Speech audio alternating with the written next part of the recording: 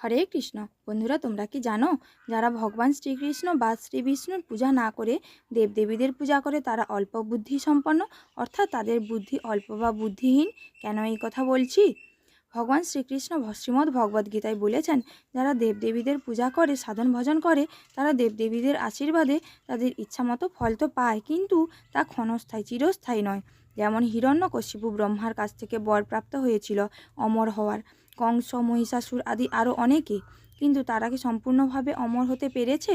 একটা সময় তাদের মৃত্যু হয়েছে। আর তাছাড়া স্বর্গের দেবদেবীরাও তো চিরস্থায়ী নয়, তাদেরও একসময় মৃত্যু হবে ব্রহ্মার সময় অনুসারে। তোমরা অনেকেই শুনেছ যে বিভিন্ন অসুরেরা স্বর্গরাজ্য দখল করেছে, দেবদেবীদের যুদ্ধে পরাজিত করেছে। তো যেখানে তারা তাদের নিজেদের রাজ্যটিকে ঠিকমতো সামলাতে পারছেন না, সেখানে আমাদের সম্পূর্ণ সুরক্ষা কিভাবে দেবেন? তারা নিজেদের রক্ষা করার জন্য শ্রী বিষ্ণুর কাছে গিয়ে প্রার্থনা করছেন।